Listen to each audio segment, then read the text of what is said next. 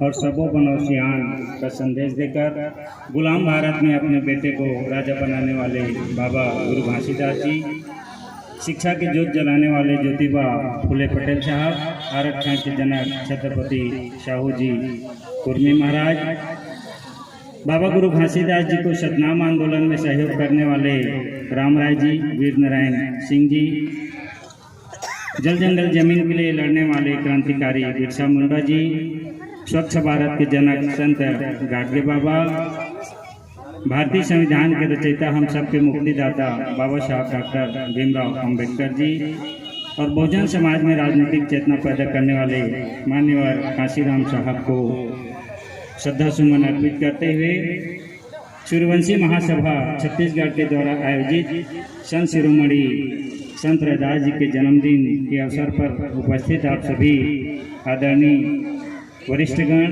भाइयों, माताओं, बहनों, साथ ही इस कार्यक्रम के आयोजक समिति के संस्थापक अध्यक्ष सम्माननीय हीरालाल सूर्यवंशी साहब एवं उनके टीम के सभी साथीगण, मेरे साथ चल के आए बहुजन नेत्री, छत्तीसगढ़ में बहुजन विचारधारा को जन जन तक फैलाने वाली सम्माननीय अमृता मिलन जी, सम्माननीय भूपेंद्र बौद्ध साहब, सम्माननीय पुरुषोत्तम कर्ष साहब, आप सभी को सादर जय भीम। साथियों, आज हम लोग संत रविदास जी के जन्म दिवस को समापन के अवसर पर यहाँ मनाने के लिए इकट्ठा हुए हैं। इस पूरे महीने भर पूरे सरगुजा क्षेत्र में संत रविदास जी का जन्मदिन आप हम सब मिलकर गांव-गांव जाकर मनाने का काम किए हैं। उसी का नतीजा है कि आज यहाँ पर हजारों की संख्या में आप सब उपस्थित हुए हैं। इसके लिए मैं पूरे टीम को बधाई देता हूँ।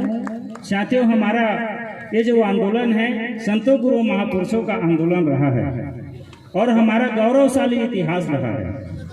यदि हम अपने संतों गुरु महापुरुषों के वाणी में जाएं, जिसमें महामानव गौतम बुद्ध जी, उसके बाद संत माता कर्मा जी, संत कबीर साहब और संत रविदास साहब, तो इन्होंने जो बोले तो क्यों बोले? सवाल यह है कि इन्होंने जो बात कहे किस बात को काटने के लिए बोले। हमको और आपको इसी बात का विश्लेषण करना है। यदि संत रविदास जी कहते हैं कि चाहूं ऐसा राज न मिले सबन कोन, तो ऐसा उन्होंने क्यों बोला? नरपत एक सिंहासन सोया सपने भया भिखारी, ऐसा उन्होंने क्यों बोला? तो ये बोलने के पीछे कारण क्या था? और आज हम लोग जो जयंती मना रहे हैं इसके कारण क्या है? तो सबके अपने अपने कारण हैं। तो हमारे संतों गुरु महापुरुषों का जो गौरवशाली इतिहास रहा है उसमें हमारे भारत के अद्वितीय मौर्य शासनकाल, जिसमें चक्रवर्ती सम्राट चंद्रगुप्त, यहाँ से हमारा गौरवशाली इतिहास प्रारंभ होता है 323 से 299 ईसा पूर्व पर। उसके बाद सम्राट बिंदुसार 299 से 274 ईसा पूर्व। उसके बाद प्रियदर्शी सम्राट अशोक महान। भारत में सम्राट अशोक ने लोगों में सोचने समझने की जो हुनर है, क्षमता है, उसको डेवलप किया। सम्राट अशोक के जमाने में ही यह देश सोने का चिड़िया बना था और सोने का चिड़िया कहलाने लगा था। सम्राट अशोक ने हमारे सोचने समझने की शक्ति, जो स्किल है, हुनर है, उसको डेवलप किए। मतलब हर कोई हमारे समाज में सोचने समझने लायक हो गया। हर कोई अपने अच्छे और बुरे को सोचने समझने लायक हो गए थे। इसीलिए उस समय कोई भी अन्याय और अत्याचार नहीं होता था, गलत काम नहीं होता था। तब यह देश सोने का चिड़िया कहलाया। अर्थात सोचने समझने की जो क्षमता है हमारे समाज में डेवलप हुआ, तब यह देश सोने का चिड़िया कहलाया। लेकिन आज 2023 में इस देश में 84 करोड़ लोग बीपीएल सूची में हैं। मतलब 1 रुपया 2 रुपये किलो चावल खाने के लिए मजबूर हैं। अर्थात वो जो सोने का चिड़िया था, वो जो सोचने समझने वाले लोग थे हमारे समाज के, और आज 2023 में 84 करोड़ लोग, इस देश के 130 करोड़ की आबादी में 84 करोड़ लोग बीपीएल और एपीएल का चावल 1 रुपया 2 रुपया खाने के लिए मजबूर है। मतलब हमारा समाज सोचने समझने की स्किल से लेके आज कहाँ गर्त में आ गया, और इसके लिए जिम्मेवार कौन है? हमारे संतों गुरु महापुरुषों ने इसी बात को कटाक्ष किया। ये जो गौरवशाली इतिहास है जिसमें सम्राट अशोक ने हमारे थिंकिंग स्किल, सोचने समझने की स्किल को डेवलप की। दूसरा पॉजिटिव स्किल मतलब सकारात्मक सोच को उन्होंने विकसित किया। तीसरा उन्होंने स्पीकिंग स्किल, बोलने, भाषण देने, लोगों को समझाने की जो हुनर है उस चीज को उन्होंने डेवलप किया। चौथा उन्होंने लीडरशिप, नेतृत्व करने की क्षमता को उन्होंने डेवलप किया। पांचवा रिस्पांसिबिलिटी स्किल, जिम्मेवारी लेने की जो क्षमता है उसको सम्राट अशोक ने डेवलप किया। छठवां कोऑपरेशन स्किल, आपस में सहयोग करने की भावना, सहयोग की भावना को उन्होंने डेवलप किया। पांचवा क्रिएटिविटी, सृजन करने की क्षमता, सृजनात्मक क्षमता को सम्राट अशोक ने हमारे डेवलप किया। तीसरा इफेक्टिव कम्युनिकेशन स्किल, आपस में एक दूसरे से जुड़े रहने का जो स्किल है, हुनर है, उसको सम्राट अशोक ने हमारे डेवलप करने का काम किया। और उसके बाद टीम वर्क, आपस में मिलजुल के काम करने की जो सोच है, हुनर है, क्षमता है, उसको उन्होंने डेवलप किया। उसके बाद वर्किंग स्किल, काम करने की क्षमता, हमें कैसे काम करना चाहिए, इस हुनर को सम्राट अशोक ने डेवलप किया। और प्रॉब्लम सॉल्विंग, यदि कोई समस्या आता है तो उस समस्या का हल हमें कैसे निकालना है, यह हुनर को भी सम्राट अशोक ने डेवलप किया। और अंत में राइटिंग स्किल, लिखने की जो क्षमता और कला है, सम्राट अशोक ने इस बात को डेवलप किया।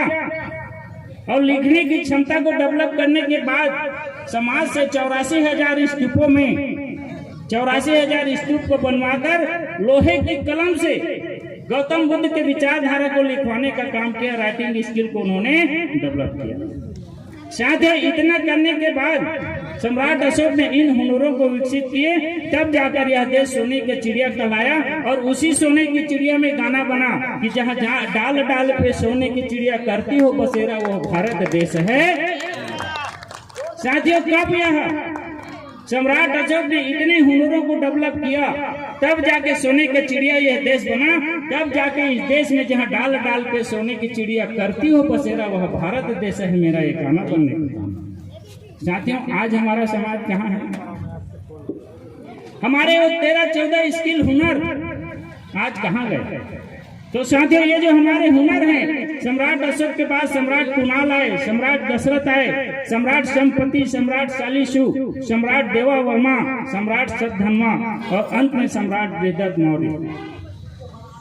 बृहद्रथ मौर्य 10वें राजा, हमारे 10वें राजा, अखंड भारत के 10वें अद्वितीय राजाओं में से बृहद्रथ। सम्राट अशोक की हत्या सम्राट बृहद्रथ मौर्य की हत्या पुष्पमित्र शुंग ने कर दिया। आप सबको पता है कि ब्राह्मण सेनापति पुष्पमित्र शुंग ने बृहद्रथ की हत्या कर दिया। और हत्या करने के बाद वह सोचा कि यह देश जो सोने का चिड़िया बना था, और सोने की चिड़िया बनने के जो 14-15 कारण थे, जो स्किल थे, उन स्किलों पे प्रतिबंध लगाया जाए। लिखने पढ़ने पे प्रतिबंध लगाया जाए। प्रथम काम उन्होंने मनुस्मृति की रचना करवाया और बोला कि लिखने पढ़ने में मना किया जाए।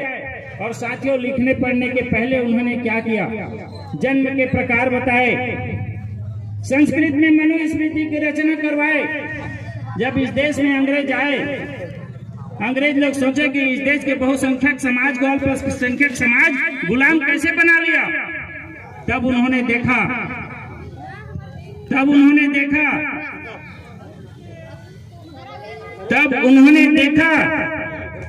कि इस देश में मनुस्मृति नामक एक किताब है। क्षत्रिय ब्रह्मा के बाजू से पैदा हुआ है, वैसे ब्रह्मा के पेड़ से पैदा हुआ है, और शूद्र पैर से पैदा हुआ है। इसलिए पुष्पमित्र शुंग ने मनुस्मृति में लिखवाया कि ब्राह्मण को ही पढ़ने और पढ़ाने का अधिकार है। साथियों, हम किसी जाति और धर्म का विरोध करने के लिए इकट्ठा नहीं हुए हैं, किसी के पक्ष और विपक्ष में बोलने के लिए इकट्ठा नहीं हुए हैं। ये बात आप ध्यान रखिएगा। उनको अधिकार दिया जो हमारे स्किल थे पढ़ने लिखने के, उन अधिकारों को उनको दिया कि पढ़ने और पढ़ाने का अधिकार सिर्फ ब्राह्मणों को होगा। शस्त्र धारण करने के अधिकार सिर्फ क्षत्रियों को होगा। व्यापार करने के अधिकार सिर्फ बनियाओं को होगा।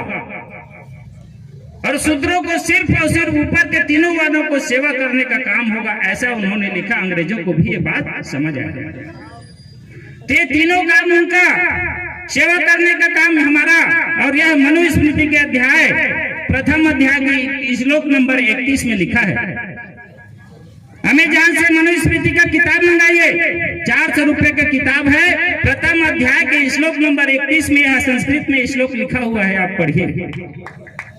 यह व्यवस्था ही अगड़े पिछड़े ऊंच नीच निम्न वर्ग जाति व्यवस्था का जननी है। इस व्यवस्था के माध्यम से हमें संस्कारहीन बनाया गया और जो संस्कारहीन थे उनको संस्कारित बनाया गया।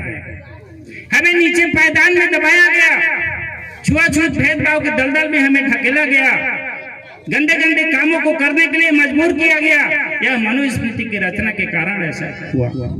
साथियों, दूसरा बोलता है, ब्राह्मणो वैश्य मुखमासी बाहुराजन्य कृतः उग्र तदस्य देश्य पद्मामान शूद्रो जायत। ऋग्वेद मंडल 12 पुरुष सूत्र मंडल 1 सूत्र नंबर 90 में ऐसा लिखता है, आप पढ़िए। बाबा साहब अम्बेडकर ने पढ़े। ऐसा लिखने के बाद अर्थात ईश्वर के मुख से ब्रह्मा, भुजाओं से क्षत्रिय, उदर से वैश्य तथा उसके पैर से शूद्र जन्मा। गीता में भी श्री कृष्ण ने कहा है, चतुर्ण वर्णम मया कृता गुण कर्म स्वभावस्य च। उन्होंने कहा अर्थात चतुर्ण वर्ण मेरे द्वारा गुण कर्म स्वभाव अनुसार पैदा किया गया है, ऐसा कृष्ण भगवान बोलते हैं। मतलब हमें निम्न जाति पैदा किया। हमारे लोग आज भी काल्पनिक देवी देवता, वेद, रामायण, पुराण के पीछे पड़े हुए हैं। हमारा समाज लात खा रहा है मंदिरों में जा जाके, फिर भी सुधरने का नाम नहीं ले रहा। अभी कल परसों के पेपर में आया था, एक महिला को उसके बच्चे के साथ मंदिर में प्रवेश करते वहां के पंडित पुजारी लोग पटक पटक के मारे थे। हमारे समाज को मंदिर में जाने का अधिकार आज भी नहीं है। क्यों जाते हैं आप लोग? क्यों मार खा के समाज को बदनाम करते हैं? मंदिर में आज जाते हैं, समाज बदनाम होता है। साथियों, हमें ऐसी जगह नहीं जानी चाहिए, लेकिन ऐसा हो रहा है। साथियों, अगले लिखते हैं हमारे लिए संस्कृत में, एक मेव तु शूद्रस्य प्रभु कर्म समाधि सतः एतेषा में वर्णा नाम शुश्रूषा मानुषूयः। मनुस्मृति प्रथम अध्याय श्लोक नंबर 91। इस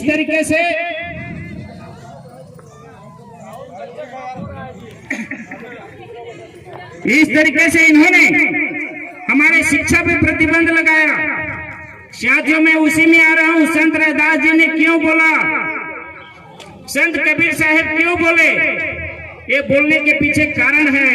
साथियों, हमारे शिक्षा पे प्रतिबंध, हमारे शस्त्र संपत्ति संगठन और सत्ता बनाने आने में प्रतिबंध लगा दिया। साथियों, ऐसा प्रतिबंध और हमारे बैठने पे प्रतिबंध। जो आप यहाँ कुर्सी में बैठे हैं, इस बैठने में भी प्रतिबंध इन्होंने उस मनुस्मृति में लगाया और लिखा, सहसा नाम भी प्रेष्यते हु कटच्या कृतांगटोह निर्वास्य स्पीचम वास्य करियते। अर्थात जो नीच वर्ण के लोग, आप और हम जो शूद्र, यदि उच्च वर्ग के बराबर के आसन में बैठोगे तो आपके पिछवाड़े को काट के फेंक दिया जाएगा। हमें बैठने का भी अधिकार नहीं दिया। ऐसे अधिकार नहीं देने के बाद आज हम यहाँ पर बैठे हैं बाबा साहब डॉक्टर भीमराव अंबेडकर के बदौलत। यदि बाबा साहब अंबेडकर नहीं होते, समता स्वतंत्रता बंधुत्व का भाव उन्होंने नहीं लिखा रहता, समता का अधिकार यदि हमारे और आपके लिए भारत के संविधान में नहीं लिखते, तो आज भी हम यहाँ पर बैठे हुए नजर नहीं। इस तरीके से प्रतिबंध लगाया। मनुस्मृति अध्याय 8 श्लोक नंबर 281 आप पढ़िए। साथियों, जब हमें पढ़ने का अधिकार नहीं, जब हमें शस्त्र धारण करने का अधिकार नहीं, जब हमें व्यापार करने का अधिकार नहीं, जब हमें किसी भी प्रकार का अधिकार नहीं, तो हमारा समाज गुलाम और मजबूर होगा नहीं होगा। तो इस तरीके से, और उन्होंने महिलाओं के लिए भी प्रतिबंध लगाया। मनुस्मृति में लिखा, नस्ति स्त्रीणानाम क्रिया मैत्री रीति धर्मे व्यस्थितः निरिद्रय हरस्मान्यम स्त्रिया मंडूकृतः स्थितः। अर्थात धर्म में व्यवस्था है कि महिलाओं को पढ़ने लिखने का भी अधिकार नहीं है, झूठ में ही उनका जीवन बीतना चाहिए। ये महिलाओं के लिए भी लिखा। जिसने लिखा उसी का पूजा पाठ आज हमारी बहन बेटियां करती हैं, हमारी माताएं करती हैं। उन्हीं के व्यवस्था के तीज त्योहार को हमारी बहन बेटियां मनाती हैं। सुधरने का नाम हमारे समाज में नहीं हो रहा है। साथियों, धर्म शास्त्र व्यवस्था के अनुसार इस तरीके से बात किया गया है। साथियों, बृहदत्त की हत्या के बाद पुष्पमित्र ने से शुंग ने हमारे बुद्धि बल, हमारे मनोबल, हमारे जनबल, हमारे बाहुबल और हमारे धन बल पे प्रतिबंध लगाया। खाने पीने, पहनने, रहने, बसने सब में प्रतिबंध लगाया। सकते नहीं पीही सुदृढ़ न कार्यो धन संचय। साथियों, धन संचय पे भी प्रतिबंध लगाया। हमें धन संचय करने का भी अधिकार नहीं दिया। इस तरीके से मनुस्मृति 10वां अध्याय श्लोक नंबर 121 में लिखा। हमारे लोगों को पढ़ना चाहिए। इसके बाद संत रैदास जी का उदय होता है। देखिए फिर क्या होता है। संत रैदास जी आते हैं, संत कबीर साहेब आते हैं। साथियों, संत रैदास जी का जन्म 1460 ईस्वी के आसपास लगभग बनारस के पास मडुआडी नामक गांव में होता है। उनके पत्नी का नाम माता लोना देवी तथा उनके मंत्र दुहाई लोना माई की छू आज भी उत्तर भारत के घरों में नजर आता है। मतलब उनकी जो माता है, उनकी पत्नी लोना देवी, उनके नाम से एक मंत्र चलता है। यदि बच्चा रोता है तो उत्तर भारत में बोला जाता है माई की छू, मतलब माई लोना बाई की छू, या बच्चा जो रो रहा है वो ठीक हो जाए। इतना कहते ही उत्तर भारत में बच्चे रोना धोना बंद कर देते। ऐसे शक्तिशाली उनकी पत्नी हमारी माता जी, जैसे माता यशोदा ने भगवान गौतम बुद्ध का साथ दिया, माता लोई ने संत कबीर का साथ दिया, माता रामाबाई ने बाबा साहब डॉक्टर अंबेडकर का साथ दिया, उसी प्रकार माता लोना देवी ने संत रैदास जी का साथ दिया। उनके एक पुत्र भी थे जिनका नाम विजय दास था। साथियों, होश संभालते ही संत रैदास जी को इस समाज के अत्याचार का सामना करना पड़ा।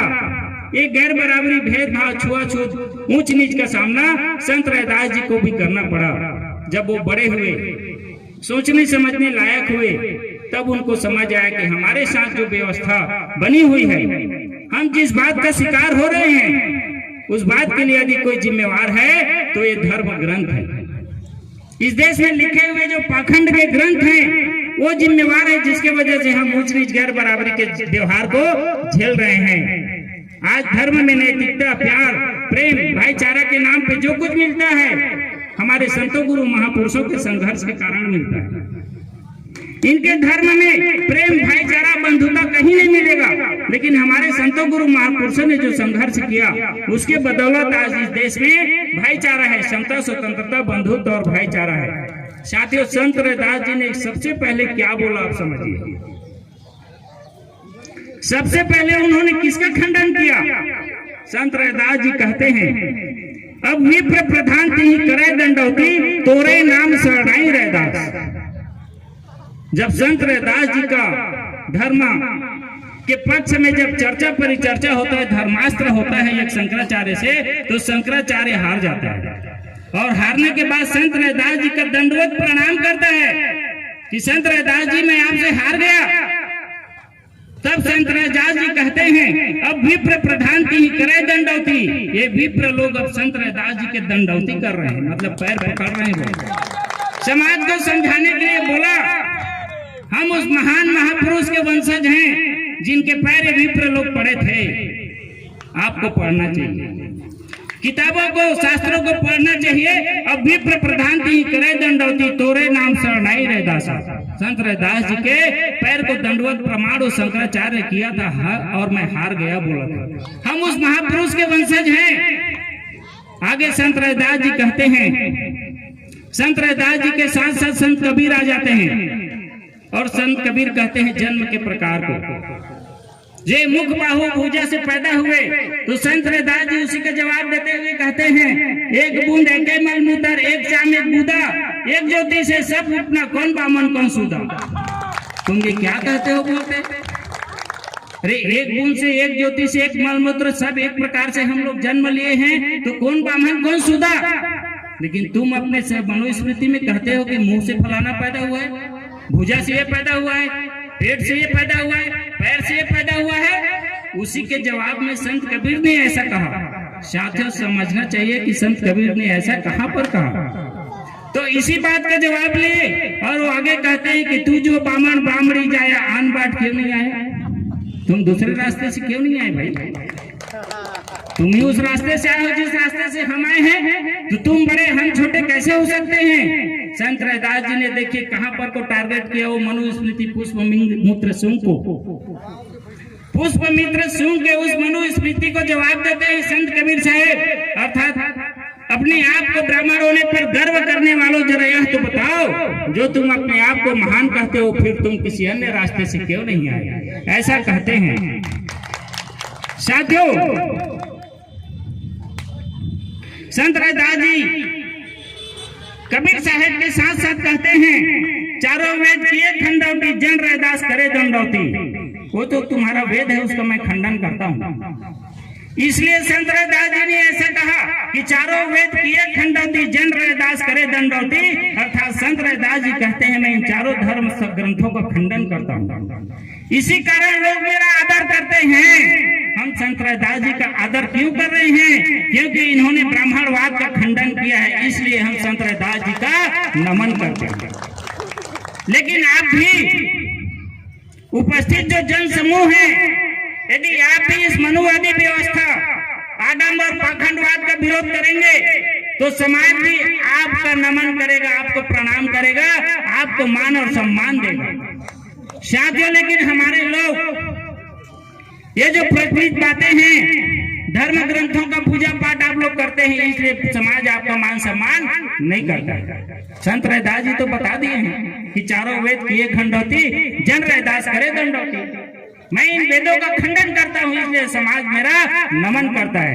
आपको और हमको इसी तरह खंडन करना है, तब जाके आने वाला पीढ़ी हमारा और आपका नमन करेगा, वरना दुत्कारेगा कि मेरे माँ बाप मनुवादी व्यवस्था को मानते थे, ऐसा दुत्कारेगा आपको और हमको।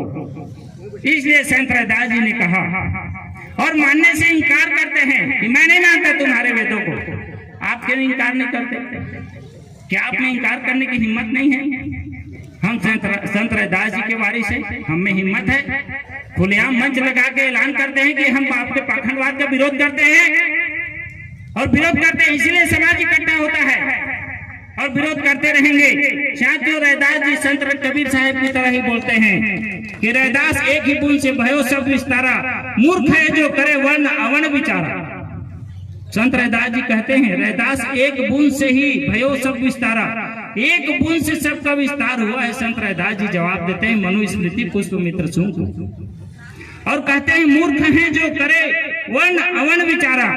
कहते हैं सभी का जन्म एक ही ढंग से होता है, माता पिता से होता है, अतः वे लोग जो वर्ण व्यवस्था की बात करते हैं, वर्ण व्यवस्था की जो लोग बात करते हैं वो लोग मूर्ख हैं। ऐसा संत रैदास जी खुलेआम कहते हैं। आपको और हमको भी खुलेआम कहना चाहिए कि जो वर्ण व्यवस्था का पालन करता है वो मूर्ख है। ये खुलेआम हमको और आपको कहना चाहिए। साथियों, वर्ण के आधार पे हमें छोटे बड़े में बांटने वाले मूर्ख हैं, अर्थात शंभुक का हत्यारा, शूद्रों को पाप योनि कहने वाला, छुआछूत के नियम बनाने वाला मनु और वर्ण व्यवस्था का समर्थक तथा कथित शंकराचार्य सब मूर्ख हैं। ऐसा संत रैदास जी ने कहा है। तब जाके हम संत रैदास जी का आज चरण स्पर्श कर रहे हैं। संत रैदास जी ऐसे नहीं बोले हैं, तो आपको और हमको संत रैदास जी के एक एक बात को, संत कबीर साहब के एक एक वाणी को अपने जीवन में धारण करने की जरूरत है। रैदास जन्म के कारण होता न कोई नीच, नर को नीच कर डाले ओछे कर्मों की कीच। संत रैदास जी फिर कहते हैं रैदास जन्म के कारण होता न कोई नीच, जन्म से कोई नीच नहीं होता। संत रैदास जी समाज को समझाने का काम करते हैं। आप सब निवेदन है आप सबसे कि अपने आप को कोई छोटा ना माने। यदि आपको और हमको कोई छोटा कहता है उसका कॉलर पकड़ लीजिए। बाबा साहब डॉक्टर अंबेडकर ने हमें भारत के संविधान में अधिकार दिया है, हमें कोई छोटा मान नहीं सकता। लेकिन सवाल यह है कि हम और आप अपने आप को छोटा न माने, क्योंकि लोग हमारे आप के दिमाग में छोटापन घुसा दिए हैं। इसलिए हमारे दिमाग में ऐसा भाव आता है कि हम छोटे हैं, ये बड़े हैं। कोई बड़ा और कोई छोटा नहीं है। संत रैदास जी और हमारे संतों गुरु महापुरुषों ने इस बात को बखूबी हमें समझा दिया है। और संत रैदास जी आगे कहते हैं रैदास ब्राह्मण और चंडाल में नहीं अंतर जान, सब में एक जाति, सब एक भगवान। संत रैदास जी ऐसा कहते हैं, रैदास ब्राह्मण ने पूजिए जो होवे गुणहीन, पूजवे चरण चंडाल के जो होवे गुण। साथियों, संत रैदास ऐसा क्यों कहते हैं? किसी जाति के आधार पे हमें किसी की पूजा नहीं करनी है। वो जाति से बड़ा कतई नहीं हो सकता है। उससे बड़ा चंडाल है जिसमें ज्ञान है, बुद्धि है, वो सबसे बड़ा है। ऐसा संत रैदास जी जवाब देते ही उनको कहते हैं। हमें इन श्लोकों को गांव-गांव लिखवाना चाहिए, अपने अपने दीवारों में लिखवा देना चाहिए, मनुवादियों को जवाब देने के लिए कि रैदास ब्राह्मण ने पूजिए जो होवे गुणहीन, पूजवे चरण चंडाल के जो होवे गुण प्रवीण। हमें दीवारों में लिखवा देना चाहिए। समाज हमारा जागरूक होगा, हमारे बच्चे पढ़ेंगे, आने वाला जनरेशन उससे उठ खड़ा होगा। साथियों, इस तरीके से संत रैदास जी ने इनको टक्कर देने के लिए काम किया। साथियों, तीनों वर्ण की सेवा करने पर ये जो लिखा है एक में सेवा, ये शूद्र समाज ऊपर के तीनों वर्णों का सेवा करेगा। मतलब हमें सर्विस क्लास बनाया, we are a service class, सेवक हैं हम लोग। उस सेवक शब्द को संत रैदास जी जवाब देते हैं कि पराधीनता पाप है जान लो और अमीर, पराधीनता पाप है जान लो और अमीर, और पराधीन रैदास दास पराधीन से कौन करे मीर। है मेरे समाज के लोगों, दूसरे के अधीन रहना पाप है। संत रैदास जी ने दूसरों के अधीन रहना को चोरी नहीं कहा। संत रैदास जी ने दूसरे के अधीन रहना मतलब डकैती नहीं कहा। संत रैदास जी ने दूसरे के अधीन रहने को किसी प्रकार से गैर बराबरी नहीं कहा। समाज को समझाने के लिए उन्हें पाप शब्द बोला, पाप, कि दूसरे के अधीन रहना पाप है और आप पाप में भागीदार रहेंगे, दूसरे के अधीन रहेंगे तो आपको पाप पड़ेगा। हमारा समाज आज गरीब है, हमारा समाज बेबस है, हमारा समाज लाचार है, हमारा समाज अनपढ़ है, अज्ञानी है, हमारा समाज धर्म कांडों में पड़ा हुआ है, दुख का जीवन बिता रहा है। इसका मतलब हमारे लोगों के ऊपर पाप पड़ा है। पाप किस बात का? पराधीनता का। हमारा समाज दूसरे के अधीन है, दूसरे के गुलाम है, दूसरे से डरता है, इसलिए उसके ऊपर पाप पड़ा है और उस पाप का भागीदार हम और आप भोग रहे हैं। किस बात के लिए? दुख में, तकलीफ में, गरीबी में, बेबसी में, लाचारी में। ऐसे पाप का फल हमें और आपको मिल रहा है। इसलिए संत रैदास जी ने कहा पराधीनता पाप है। साथियों, हम लोग धर्म के गुलाम हैं, धर्म के अधीन हैं। ऐसा धर्म जो हमारे साथ छुआछूत भेदभाव का व्यवहार करता है, उस धर्म के हम गुलाम हैं, उस धर्म के हम अधीन हैं। हम एक कांग्रेस और बीजेपी के अधीन हैं, हमें मारने पीटने वालों के अधीन हैं। हमारे साथ राजनीतिक रूप से अन्याय और अत्याचार यही शासन सत्ता में बैठे हुए लोग कर रहे हैं और हम उनके अधीन हैं। इसलिए हमारे ऊपर पाप पड़ रहा है। हमारे बच्चे बेरोजगार हैं, हमारे बच्चों के लिए अच्छी शिक्षा नहीं है, हमारे ऊपर पाप है। उस पाप से उबरने के लिए हमें पराधीनता को नकारना पड़ेगा, हमें इनकी गुलामी को छोड़ना पड़ेगा। जब तक हम इनके गुलामी को नहीं छोड़ेंगे, हम अपने बच्चों को अच्छी शिक्षा, अपनी रोजी रोजगार नहीं दे पाएंगे। इस देश में अच्छे चारों अपने जीवन के हर क्षेत्र में बढ़ने के लिए हम अपने बच्चों को प्रेरित नहीं कर पाएंगे। ऐसा संत रैदास जी कहते हैं। साथियों, संत कबीरदास जी ने भी, संत कबीरदास जी के साथ साथ एक और शब्द हमारे संत कबीर साहब ने कहा, जब हमारे अस्त्र शस्त्र चलाने पे प्रतिबंध लगा दिया तो संत कबीर साहब कहते हैं, रण जंग बाजा बाजिया सूरज साधे आए, रण जंग बाजा बाजिया सूरज साधे आए, और सूरवीर तो लड़त है और कायर भागे जाए। संत कबीर साहब कहते हैं कि जब रण जंग बाजा बाजिया, युद्ध के मैदान में युद्ध का बाजा बिगुल बजेगा तो जो सूरवीर रहेगा जंग के मैदान की ओर भागेगा, और सूरवीर तो लड़त है और कायर भागे जाए। तो सूरवीर तो लड़ेगा, लेकिन जो कायर होगा घर की तरफ भागने का काम करेगा। संत कबीर साहब ऐसा समाज को समझाने का काम करते हैं। आज इस बहुजन आंदोलन में रण का डुगडुगी इस देश में बजा है। बहुसंख्यक और अल्पसंख्यकों के बीच में संवैधानिक लड़ाई छिड़ा हुआ है। तो जो सूरवीर है, आप लोग जो सूरवीर हैं, हजारों की संख्या में यहाँ बैठे हुए हैं, और जो कायर है घर में छुपे हुए। इसी बात को संत कबीर साहब ने कहा है कि रण जंग बाजा बाजिया सूरज साधे आए। तो रण के मैदान में जब भी डुगडुगी बजेगा, आपको और हमको इसी तरीके से रण के मैदान में संतों गुरुओं महापुरुषों के आंदोलन के पास भाग के जाना है। इस तरीके से संत कबीर साहब ने हमें और आपको समझाने का काम किया है। हमारे संतों गुरु महापुरुषों ने समाज को खड़ा करने का काम नहीं किया, नोट कर लीजिए। हमारे संतों गुरु महापुरुषों ने समाज को खड़ा करने का काम नहीं किया। हमारे संत गुरु महापुरुषों ने समाज के अंदर विचारधारा को खड़ा करने का काम किया, उस विचारधारा से समाज खड़ा होने का काम किया। आज भी हम समाज के अंदर इन महापुरुषों के विचारधारा को खड़ा करेंगे, तब जाके समाज खड़ा होगा। एक महीने से आपके बीच में घूम घूम के इन महापुरुषों की विचारधारा को खड़ा किए, तब जाके आप यहाँ पर सूरजपुर की धरती में खड़ा हुए हैं।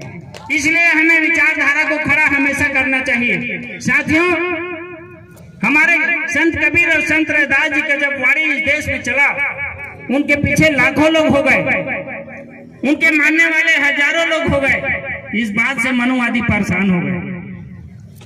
परेशान होने के बाद उनके काट के लिए इन्होंने तुलसीदास को उतारा। भारत की धरती में तुलसीदास दुबे को इस धरती में इन्होंने उतारा। और तुलसीदास जी क्या लिखते हैं? हमारे इन संतों गुरुओं की ख्याति पे वो क्या लिखते हैं, सुनिए। पूज ही विप्र सकल गुणहीना, सूत्र न पूजहु वेद प्रणीना। मतलब ये सूत्र कितना भी ज्ञानी क्यों न हो जाए, ये कबीर और रैदास कितना भी ज्ञानी हो जाए, इनकी पूजा नहीं करनी है, ऐसा तुलसीदास जी कहते हैं। और पूज ही विप्र सकल गुणहीना, सूत्र न पूजहु विप्र पढ़ीना, पूजहु वेद प्रणीना। मतलब ब्राह्मण जितना भी गुणहीन हो उसी का पूजा करना है भाई। ये रैदास और कबीर का पूजा तुमको नहीं करना है, ऐसा समाज के सामने इन्होंने पेश करने का काम किया। कितना बड़ा षड्यंत्र किया हमारे महापुरुषों की उन बोले हुए बातों को। साथियों, इसी बात को ध्यान रख के आगे और लिखता है कि ढोल कमार शूद्र पशु नारी ये सब है ताड़न के अधिकारी। जब संत रैदास और सभी संत कबीर के सामने पूरा शूद्र समाज, पूरा नारी समाज, पढ़ा लिखा अनपढ़ गंवार, सब गरीब, सब उनके साथ हो लिए, तो इन दोहों को उन्होंने तुलसीदास जी ने लाया कि ढोल गंवार शूद्र पशु नारी ये सब है ताड़न के अधिकारी। इनको ताड़ना देना है भाई, इनको ज्ञान बुद्धि नहीं देना है। अभी मैं एक वीडियो देख रहा था जिसमें गीता प्रेस में उन्होंने शूद्र गंवार ढोल पशु नारी ये सब है शिक्षा के अधिकारी ऐसा लिख दिया है, बोल के आ रहा है।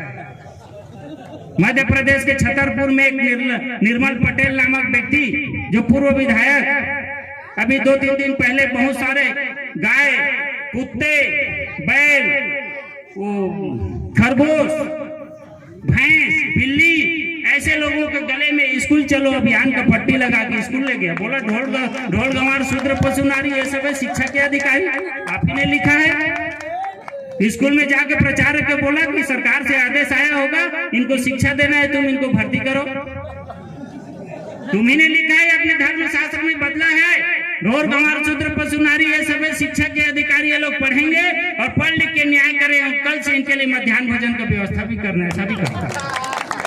सोचिए हमारे लोग कितने जागरूक है बाबा साहब अम्बेडकर के शिक्षा देने से। एकमात्र बाबा साहब ने शिक्षा दिया, उस शिक्षा का असर देखिए। ये जैसा लिखेंगे उसका काट हमारे लोग निकाल लेंगे। साथियों, इनके पास किसी के पास जवाब नहीं है कि उसमें इन्होंने ऐसा क्यों लिखा। तो संत रैदास जी के वाणी, संत कबीर साहब की वाणी को हमको और आपको समझना पड़ेगा, और समझ में इस देश में संतों गुरु महापुरुषों की विचारधारा को हमको और आपको आगे बढ़ाना पड़ेगा। साथियों, अभी हमारे एक गाना में साथी ने हमको समझा रहे थे, और वो समझाने को आपको और हमको समझना पड़ेगा। साथियों, अंत में साथियों को आपको समझना होगा कि आदिकाल से लेकर आज तक 2 संस्कृतियों के बीच संघर्ष चला है। बाबा साहब भीमराव अंबेडकर जी बिल्कुल सत्य और सटीक कहते हैं कि भारत के इतिहास बौद्ध और सनातन संस्कृतियों के संघर्ष का इतिहास मात्र है। इस संघर्ष की कड़ी गौतम बुद्ध से बाबा साहब तक चली। हर बार मनुवादियों ने साम दाम दंड और भेद की नीति का सहारा लेकर उस मसाल को धीमा करने में सफल रहे, परंतु बाबा साहब भीमराव अंबेडकर जी के द्वारा प्रज्वलित मसाल अब जिस महानता से जल रही है उसे धीमा कर पाना किसी के लिए संभव नहीं होगा। और वह दिन दूर नहीं लगता जब संत रैदास जी का सपना ऐसा चाहूं राज में मिले सबन कुवन, और छोटे बड़े सम बसे रैदास रहे प्रसन्न, ये पूरा नहीं होगा। पूरा होगा नहीं होगा, पूरा होगा। संत रैदास जी का ऐसा कहना कि ऐसा चाहूं राज में मिले सबन कुवन और छोटे बड़े सम बसे रैदास रहे पसंद। ये सपना पूरा होगा संत रैदास जी का, क्योंकि बाबा साहब अम्बेडकर ने इस सपना को पूरा करने के लिए भारत के संविधान में लिख दिए। संत रैदास जी आगे समाज के लिए एक शब्द और बोलते हैं कि नरपत सिंहासन सोया सपने भय भिखारी और बहुजन राज बिछड़े दुख पाया हो दशा भाई हमारा ये विशाल समाज उस राजा के समान है जो गद्दी में बैठे बैठे सो जाता है और सपने में भिखारी बन जाता है, और भिखारी बन के सोचता है कि काश मैं राजा होता तो मेरा परिवार सुख शांति से जी पाता। ये भिखारी की जिंदगी में मांग मांग के काट रहा हूँ और बहुत तकलीफ में हूँ मैं और मेरा परिवार। अचानक उसका सपना टूटता है, देखता है कि वो तो गद्दी में बैठा है, तो बोलते हैं अरे मैं तो गद्दी में बैठा हूँ, मैं सपने में भिखारी बन गया था। बहुत खुश होता है। उसी प्रकार संत रैदास जी कहते हैं कि नरपत एक सिंहासन सोया सपने भया भिखारी। ये मेरा बहुजन समाज इतना विशाल समाज होते हुए बैठे बैठे सो गया है, और जिस दिन अपना इस सपने से जागेगा ये 85% आबादी इस देश के राजगद्दी में बैठ जाएगा और अपने दुखों का अंत कर लेगा। इस तरीके से संत रैदास जी कहते हैं। साथियों, हमें अपने सपने को तोड़ना पड़ेगा। हम राजा कौन के लोग हैं, हमें राजा बनना है, इसलिए सपने से बाहर आपको और हमको आना पड़ेगा। साथियों, इस तरीके से हमारे संतों गुरु महापुरुषों का आंदोलन इस देश में चला है। इनके काट में इस देश में जय भीम का नारा बुलंद हो रहा है। इधर सूरजपुर में संत रैदास जी का विचार फैल रहा है, उधर कोरबा जांजगीर बिलासपुर में बाबा गुरु घासीदास जी का फैल रहा है, पूरे प्रदेश देश में। साथियों, अभी इस देश में एक तमाशा चल रहा है। इस देश में एक पार्टी के द्वारा भारत जोड़ो आंदोलन के नाम से ढिंढोरा पीटा जा रहा है। भारत जुड़ गया, उनके हिसाब से भारत जुड़ गया। भारत जोड़ो आंदोलन के बाद हाथ से हाथ जोड़ो आंदोलन, गांव गांव गली गली हमारे लोग भी उनके साथ हैं। उस भारत जोड़ो आंदोलन में हमारे लोग भी पैदल चले हैं, जो कभी अपने बाप दादा के लिए पैदल नहीं चले, इनके लिए भारत जोड़ो आंदोलन चला रहे हैं। जो कभी अपने बाप दादा भाई बंधु के साथ हाथ नहीं मिलाए, ये लोग गली गली घूम के हाथ जोड़ो आंदोलन चला रहे हैं, हाथ जोड़ो अभियान में चल रहे हैं। साथियों, अभी एक और आंदोलन, उस 2 आंदोलन के बाद अभी ये तीसरा आंदोलन भी हमें पता चल रहा है, और वो तीसरा आंदोलन हिंदू स्वाभिमान यात्रा जागरण, संत पद यात्रा जागरण। घर घर संत जाएंगे, हिंदू स्वाभिमान जगाएंगे। आज ये सूरजपुर में भी दिखाए हम लोग जा रहे थे तो 10-20 संत रोड में चल रहे थे और हिंदू समाज का स्वाभिमान जगा रहे थे। कल्पना करिए, हमारे ये संत गुरु महापुरुषों ने कभी भारत जोड़ो आंदोलन नहीं चलाया, कभी हाथ से हाथ जोड़ो आंदोलन नहीं चलाए। संत रैदास, संत कबीर, बाबा गुरु घासीदास, गौतम बुद्ध जी कभी किसी एक जाति कि हिंदुओं का स्वाभिमान पैदा करो, ऐसा कोई आंदोलन हमारे संतों गुरु महापुरुषों ने नहीं चलाया। हमारे संतों गुरु महापुरुषों ने दिल से दिल जोड़ो आंदोलन चलाया। हमारे संतों गुरु महापुरुषों ने जाति से जाति जोड़ो आंदोलन चलाया, तब जाके हम यहाँ पर इकट्ठा बैठे हैं। इन ढोंग भरने वालों से मैं पूछता हूँ कि जाति से जाति जोड़ो का आंदोलन कब चलाओगे मूर्खों? तुमको जाति से जाति जोड़ने का आंदोलन चलाना, लेकिन जब जाति से जाति जोड़ो आंदोलन ये लोग चलाएंगे, इनको पता है कि ये दलित नीच आदिवासी लोग हमारे साथ बैठेंगे। और क्यों बैठेंगे? इनको बैठने का अधिकार नहीं है, मनुस्मृति में लिखा है ये लोग बैठेंगे तो इनके पिछवाड़े को काट देंगे। इसीलिए ये लोग जाति से जाति जोड़ो आंदोलन चलाने का नाम नहीं ले रहे। क्या ये लोग हमारा स्वाभिमान जगा पाएंगे? ये लोग हमारा, संतों गुरु महापुरुषों ने हमारा स्वाभिमान जगाया, मान सम्मान स्वाभिमान का आंदोलन हमारे और आपके हाथों में लोग दिए, तब जाके इस देश में हम लोग खड़े होने का काम आज कर रहे हैं। इसलिए इनके ढोंग ढकोसलों में हमें नहीं पड़ना है, हमें कोई लेना देना नहीं है। ये जिनका स्वाभिमान जगाए जगाते रहे, जिनसे हाथ जोड़ो का आंदोलन चलाए हाथ जोड़ते रहे, जहां भारत जोड़ना है जोड़ते रहे। गौतम बुद्ध का जी का आंदोलन चला, ये धरती का 60% भूभाग गौतम बुद्ध को मानने वाले हो गए। ये कर पाएंगे? एक करके दिखाए। और सोने की चिड़िया उस समय बना था, आज भी सोने की चिड़िया ये बना के दिखाए आपको और हमको। तो साथियों, हमारे संतों गुरु महापुरुषों के इस आंदोलन को हमें आगे बढ़ाने का काम करना है। और अभी एक 5 तारीख को एक और काम हुआ था, संत रैदास जी के जन्मदिन के अवसर पर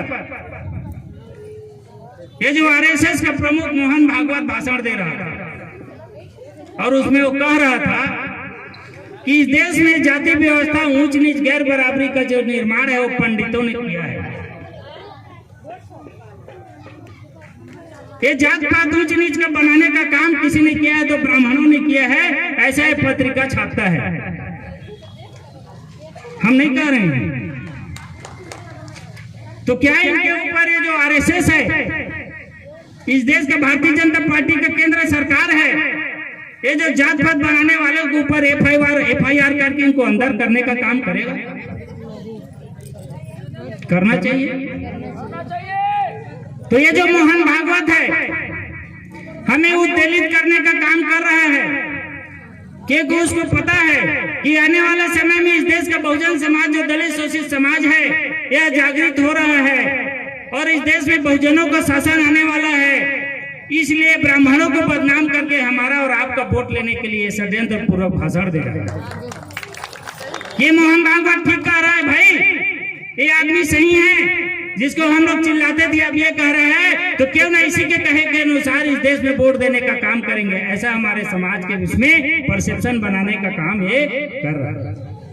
और दूसरी तरफ क्या कर रहा है, इस देश में राम मंदिर का जब निर्माण किया तो एक दलित के हाथों उसका भूमि पूजन कराने का काम किया। उत्तर प्रदेश के तमाम दलित लोग बीजेपी को वोट दे दिए। क्यों वोट दे दिए? क्योंकि दलितों के हाथ में राम मंदिर का भूमि पूजन किया। कितने मूर्ख!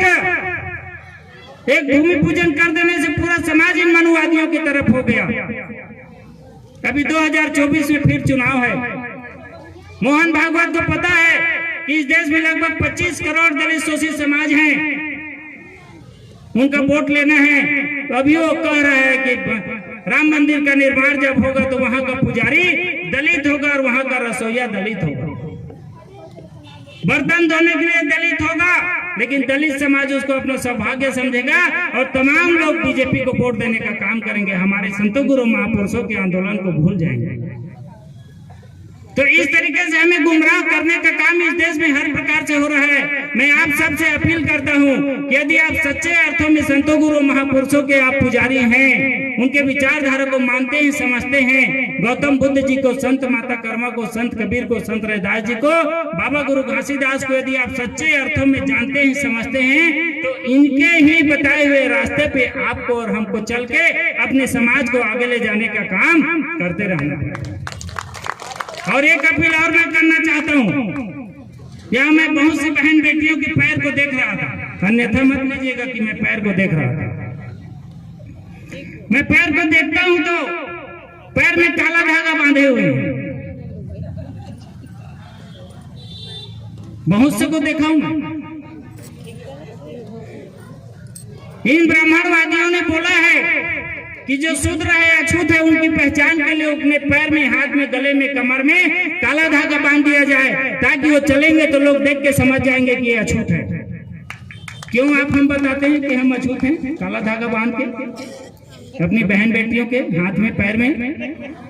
तो हमको इससे बाहर निकलने का काम करना पड़ेगा, तब हम संत रैदास जी और संतों गुरु महापुरुषों के सच्चे अनुयायी है, वरना हम पाखंडवादियों के साथी हैं। इतना कहते हुए, चूंकि बहुत समय से आप लोग बैठे हैं, पुनः आप सबको बधाई देते हुए कि आप सभी के विचार को सुने और यहाँ से जाने के बाद हमारे महापुरुषों की विचारधारा को बढ़ाने का काम करेंगे। समाज में विचारधारा को खड़ा करेंगे तो समाज खड़ा होने का काम करेगा। आप सभी को जय भीम, जय भारत, धन्यवाद।